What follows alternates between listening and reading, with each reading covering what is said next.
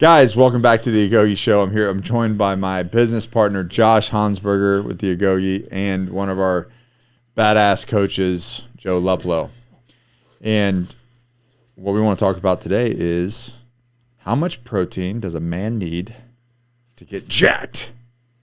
Because we have I like how Dr. Gabrielle Lyon said, we don't have a fat problem. We have a lack of muscle problem in America. And we really do. And I think you know this, but over the last 4 years with the Agogi, the average man coming in eats 67 grams of protein. Just average. I'll average out 67 grams of protein a day. 67. My 3-year-old eats 67 grams of protein a day. And we wonder why we can't look the way that we want, because we're so imbalanced with our macronutrients. Mm-hmm. So, Joe, since I got you here and you're not always on these things, what's your thought process on a client joining the Agogi? He's like, I want to get jacked. Where do you start them out and where do they go? And you can make up a client, or you can use one of your own clients right now, like body weight and height and et cetera. Let's say you got a guy that's 200 pounds. Yeah. And he's relatively fit. He's like, 13%, 14% body fat. So not like shredded, but the dude's in shape. Yeah. If his goal is to gain muscle tissue, to build muscle tissue through a very specified progressive overloading program, 1.5 grams per pound or so, I would say. I would probably put about 40% of his total caloric intake, if not a little bit more, into protein. So we're talking like what, 250? Or so, yeah. Just I want to make sure that he's in a surplus, so when he trains, his body doesn't ever not have the nutrients it needs to grow. And if our intention is to grow, you're going to put on a little bit more weight. I'd rather the weight that you're putting on come from, a protein calorie instead of a fat calorie. And why is that? So because if you're taking in, let's say, a gram of fat being 9 calories and a gram of protein being 4 calories, well then obviously you don't want the fat if your goal is to put on lean muscle tissue. Because if you just add, let's say you're doing 40% protein and you just do the rest fat. Yeah. Which fat is at its core it's very important for the body, but at its core, it's an energy source. Yes. Fat is an energy source. Mm-hmm. The most layman's ways that I've ever broken this down to people is your protein is your muscle maintenance or muscle building. Mm-hmm. Your carbohydrates is your energy source, right?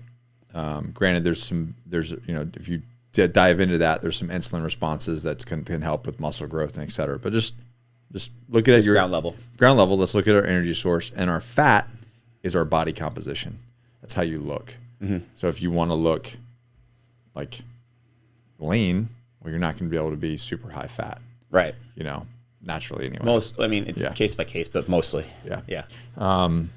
Anyways, so that's the way I break it down to people. Is if you want to, and the other thing is you're more satiated. If you eat a ton of protein, you're going to be satiated, and you're going to burn more calories on both ends. Digesting the protein, and then building more muscle. If more muscle you have, the higher your BMR is. Therefore, you can eat more. Right. But if you got no muscle and a super high body fat percentage, you're not going to be able to eat. Your BMR is not going to be as high because you don't require the amount of calories to maintain this sloppy suit of a human being that you're wearing. You know what I mean? Right. So I think people need to prioritize protein over the day. What do you guys, Josh, what do you I almost know the answer to this, but how many of your people coming on board that when you give them their first, set of macros, do they go, I just can't eat that much protein? That's typically about the response. It's the response. Humanly impossible. There's no way I can do this. Meeting it with a lot of essentially like excuses or points of contention. When in reality, they just need to, and my perspective is understand it a little bit better. Yeah. Because with most people or most things, once we understand the why or once we understand like reasoning or justification behind it, you begin to buy into it. And I'm not trying to sell them anything that's not real. It's I can't just jam it down their throat. I need to describe to them and help them understand why it's needed and why they need to do it. Yeah. I mean, at the end of the day, you need to eat protein in order to, at minimum, maintain lean body muscle mass, a certain number, a certain quantity, And if you want to build, you need to eat more protein. It's a physiological construct. It's kind of most people don't understand. It's kind of wild because once you really start living this way and eating this way, it's just so easy. It's so incredibly easy. To give you an example, I want to pull up my food log here because I track my macros. Like for instance, our breakfast yesterday was 78 grams of protein. Yeah, so that's more. That's typically more than what most people coming in eat in a day on a daily basis. On a daily basis, my breakfast was 78 grams of protein. And a lot of people 6 grams of carbs and 5 grams of fat, and all it was 2 eggs from the chicken house. I did 8 ounces of egg whites. I did a packet of Applegate Farms oven roasted turkey slices. I just cut them up in little squares. And then I did a 1/4 cup of Kraft mozzarella, fat-free mozzarella. Was it? Right. It's a big-ass bowl of food. How many times a day do you eat that? Or something? That's every breakfast. I mean, but like how many times a day do you have that type of caloric intake? Like that? Like how many meals a day do you eat? I do 3 meals. I probably do a snack midday with like 38 or a shake for like 38 grams of protein. Right. So your protein's going to be good. Yeah. I'll keep going. And then at the end of the day, you ready for this? Oh, I know. Ninja Creamy. What's that look like? 39 grams of protein, 26 grams of carbs, and 7 grams of fat. See, like you're really high protein because you're really low carb. Like, so you're still calorie for calorie, it's still up there. Yeah. So you're still going to grow Yeah. because you have that excess of calories. It's just Right. you have your fuel source is primarily from your fats. So, I mean, like for me, for my example, fats aren't that high either. well, me, for example, I'll have 100 grams of sirloin for breakfast with 2 eggs, Right. 150 grams of rice, and it's 45 grams of protein, about 50 grams of carbs, and maybe 15 grams of fat. So for me in the morning, and now people are gonna, maybe I shouldn't say this, but I'm gonna say it anyway. For me in the morning, I don't want to do an insulin response first thing in the morning anymore for myself. Right. One, I'm not training for that. Right. I don't need that. I'm not trying to be the biggest dude in the world anymore. You know what I mean? So I don't want that insulin response for health benefits and cortisol. So I utilize my carbohydrates around training. Right. If you're going to use carbs, that's how they should be used. So I'll have a low carb breakfast, high protein, and then I put my carbohydrates around around your training, around my training. So I utilize them. Right on. Yep. Yeah. Yep. So that's the thought process there for me. Makes sense. I mean, different strokes for different folks, but if that's just working for you, that's just working for you. Depending on who you are, what you're doing, what your objective are. Yeah. Because you're probably not going to stay on that for the next 6 years. No, my goals will change. Something will change. An objective will change. Your body composition will change. Your training will change a little bit. Yeah. And then, therefore, the manner in which you're nutritionally intaking is going to change. Yeah. However, we can't not continue to intake appropriate amount of protein. Yeah. Right. Like, so the other metrics may change and fluctuate. But the proteins. But the protein. Yeah. That's is the foundation. It's not going to be a That's fluctuating stay relatively factor. same. Right. That's going to be a great point. a maintained Yeah. staple. Yep. Right. So even though you may be varying your training and varying your objectives, and then varying the other nutrients, whether it be quantity or timing, the protein is going to be that one constant. That's going to remain consistent over your duration of time throughout all of those phases or stages. Just to give it, let's go around. Mario, what's your daily protein intake supposed to be?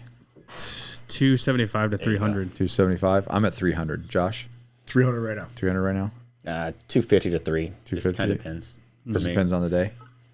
Yeah, so I might have an extra protein shake or something somewhere in the day if I get hungry. So if I get hungry for my stack, it'll be a protein shake and maybe an apple. Yeah. Half of an apple or something like that. Like, Again, so I try to have protein-centric snacks. Yes. Right? Yes. Like, and a lot of people, too, I try and tell them, typically, we're speaking in generalities here, typically carbs and fat are going to be found in a lot of stuff, or most everything. everything. Right, so if we're not consciously aware and seeking out the protein, we're going to get distracted. And those carbs and the fats are just going to continue to slip in and slip in. I mean, and I do slip it a in, lot, and man. then- My afternoon snack, my go-to is like an Applegate packet of turkey. I just eat the whole fucking turkey. Just roll it up and eat it. 38 grams of protein, done. That's super low fat too. Yeah. Yeah.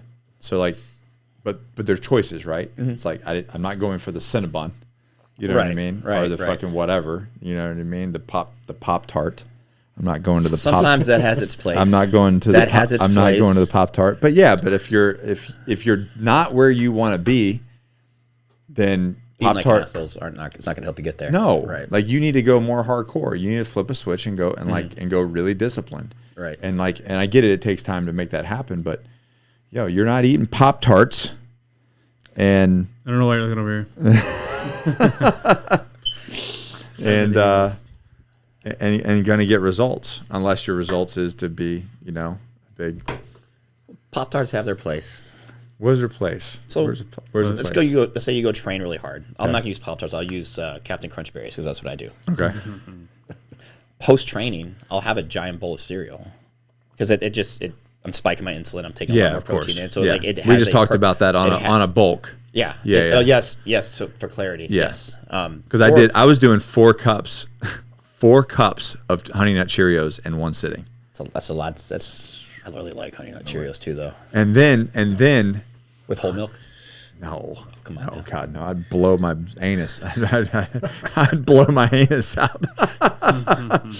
But then with honey, Also extra sugar. with extra sugar for that, for the insulin response. See, that would be good for let's say if you're a distance athlete, a marathon athlete, a triathlete, or even a CrossFitter Right. who's got a really high metabolism. Like your body would soak all that up pretty quickly and Oh, yeah. utilize it efficiently.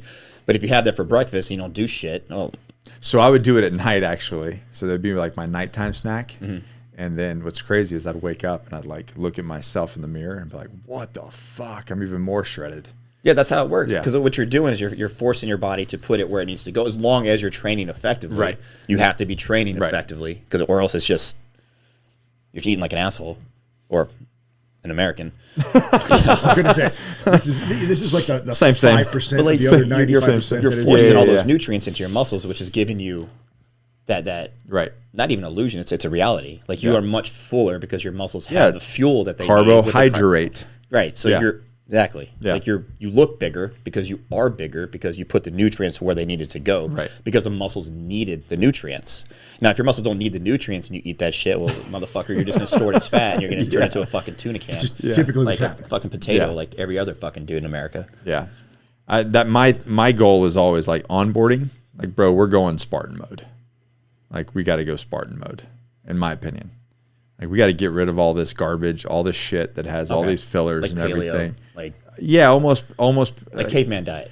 I don't even want to call it that. I just like. Just call it fucking real foods. Yeah, real Honestly, foods, I don't like- even know what to put a nomiker to it. But Well, to me, you it's said real- something- You stay on the outside of the That's grocery what. store. So he said that years ago. He's Single like, source go in the ingredients, grocery stay on store, the outside. stay on the outside. Don't Except go for in the rice. fucking aisles. and ketchup. I'd even Don't even use ketchup. Don't even use I ketchup. even venture to guess like That's how much of American Joe is. don't even Cholula. track your food. Don't even track how much of it you're eating. If that is Just what you eat are, real if whole that is what food. you Yeah. are consuming, Fresh whole food. I'd rather have someone go on a quality centric eating regime, nutritional intake, whatever the hell you want to call it. I'd rather have you just do that and not even fucking track your macros. Again, Initially, go towards a protein, centric to the best of your ability. Yeah. But if you're eating whole foods, normal foods, real foods, like single source ingredients, I don't even give a fuck if you. I do count your that. macros. I do that with a lot of my Like guys. change up a lot Yeah. of that stuff first, then we can figure out, okay, how much of that am I eating? Like, what's the breakdown of what I'm eating? Then we can get kind of sciencey behind it. But to me, quality is going to trump. Joe, if I wanted to Most of the time. if I want to For most maintain people. current muscle mass that I have, if I want to maintain the current muscle mass that I have, would you suggest? Say I'm 210, 6 foot. Would you suggest just a gram per body weight? I would probably eat a little bit more because you're a performance athlete. Yeah. And your body's going to require more fuel. It's going to require more nutrients to recover. maintain. Yeah, because you have more dense muscle. Like me, if I wanted to stop, I would still, if I wanted to maintain size, I would still probably have to eat about 220, 230 grams of protein, or else I'm going to lose quite a bit of my You're size. gonna start losing mass. Yeah. Because of the amount of workload you do. Yes. Yes. I mean, but even when I'm dieting down, I don't go. I mean, I'm 190 right now. When I'm dieting down, I still probably don't dip below 220 Okay. because it just, when you push your body as hard as, speaking about me specifically, when you push your body as hard as I do every day, Yeah. my body needs that nutrients. And I've learned my body over decades of trial and error and a lot of reading and good coaches. You need to maintain a certain intake to keep up with the level of training that you position yourself Right. into. In addition to that, over all the years building all that dense muscle, you're going to need more fuel because you have more density. You have more density, you need more fuel to maintain that density. Now, if I want to peel the density off, I'll probably still keep my protein high, but I'll go really low carb and push my protein a little higher. And then I'll probably have moderate fats. It's all goal dependent, and you can get as specific as you want to, and everything's different for everybody. Everybody's different, but I learned for myself that's what works best for me. I'm 40 years old, and I'm closing in on 40, and I'm relatively lean. I'm still pretty lean. I'm still pretty strong. I'm still pretty athletic. I'd say so. I'd say so. I saw you throwing that 100-pound ball around today. I can go heavier. Used to do 390 pounds, the biggest stone I've The loaded. stone? Yeah. Jesus. That was also 225 pounds and enhanced. I'll say enhanced. Enhanced. But yeah, so high protein is critical if you want to maintain muscle tissue. So 1.25 I would just to say, maintain. I would say 1.25. So if even no matter where you're at, like look at your where you're at, you need to be eating 1.25. Mm-hmm. But then you get to a point where, let's say, recovery is not a problem. Yeah. And you want to start doing a little more output, like let's say a little more endurance-y stuff or something like that. But you want to stay within the same caloric intake. Well, maybe peel back, depending on where your fat's at, maybe peel back your protein to a gram, beef up your carbs a little bit, and then just see how your body feels for a week. Yeah. Are you performing more effectively? Is your performance more obvious that you're getting better? And are you still recovering well? If you're still recovering fine and you're performing better, well, then you found a slight little, you optimized a little bit. You made it a little bit more efficient. But if your recovery sucks and you're sleeping, well, everything else is the same, but you're not, I'm much more sore than I probably should be. Eat more protein, figure it out, maybe cut some fats, add some more carbs around training time so you can more effectively train during your session at a higher output. Will still maintain the same caloric intake. Does that make sense? Yeah, it does. And you really said something there that kind of keyed my thought on the intentionality of your diet. Yeah. And tracking your macro, like your actual intake. Like most people are not tracking actually what they take, so they have absolutely, because there's so many apps that just and it's done, and if you do this with intention and you track what you're eating and weight and measuring, right? You weigh and measure everything that you consume. Like you said, in 1 week, you can drop it to 200, increase your 100 gram of carbs. Yeah, and play with it. And you have data. And now you have data. Mm-hmm. You're like, this is the output. This is what my weight did. This is what my body composition. This is what my performance was. And then you're able to compare the two instead of just like shooting in the wind and being blind. Just like anything else in life. Well, the problem with that is exactly everything else. Everything in life. The more points of data entry that you understand or are aware to, the better off you're going to be. A more refined picture, maybe, that you're going to have. Yeah. Then you can begin to make the fine-tuning adjustments like Joe was saying. For most people, again, understanding how to do that effectively is not something that most people know how to do. Most people don't know how to count macros. Right. Like I get guys that come into the Go games like, well, how do I count the macros? I'm like, all right, man. Did you read the No Excuses Nutrition Guide? First off, the answer is always no. It's always no. Okay, well, go read that. I'll send you some YouTube videos because it's a lot easier when you have someone visually explaining it at a counter with weight, scale and all that. We've done that.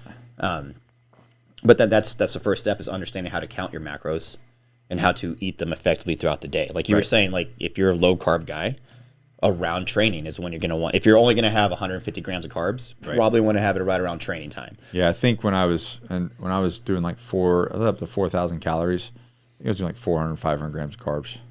Oh, yeah. I've been 600. 600? Yeah. Yeah, it's rough. I've done 48 to 5,200 calories. It's rough. Yeah, it's rough. A lot bigger back then. Yeah. And I mean, I blended up my chicken before it was cool to drink. Like, that's the thing. That's the thing guys do. Like, oh, I'm drinking my chicken. I'm this hardcore. It's like, bitch, I was doing it using a fucking blender before NutriBullet was even a thing.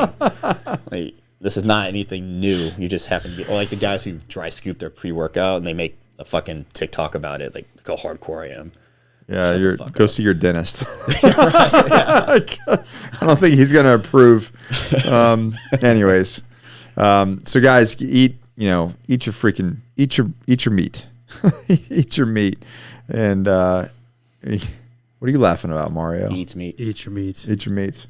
And if you and Joe, you said it again. Like I think you both mentioned it. Like just get a coach. Oh yeah, that's the thing. To take all the guesswork coach out, but at the same time, when you get a coach, this is my opinion, get a coach that's going to educate you. Yeah. It's going to help you understand why you're doing what you're doing. He's not just going to pull some bullshit off fucking muscleandfitness.com or some Google AI bullshit. Not that it's bullshit because it's usually relevant, but it's not going to generally be specific to the athlete. You create the relationship with the coach. Yeah. You start to understand your metabolism, and then at the same time can explain to you why you're going to have certain foods. Like your digestion's fucked. Well, this food and this food and this food are messing up my digestion. Okay, cool. Let's manipulate a few things while still helping your digestion with like a vertical bowl or something, with like some chicken broth, maybe a little bit of spinach and carrots.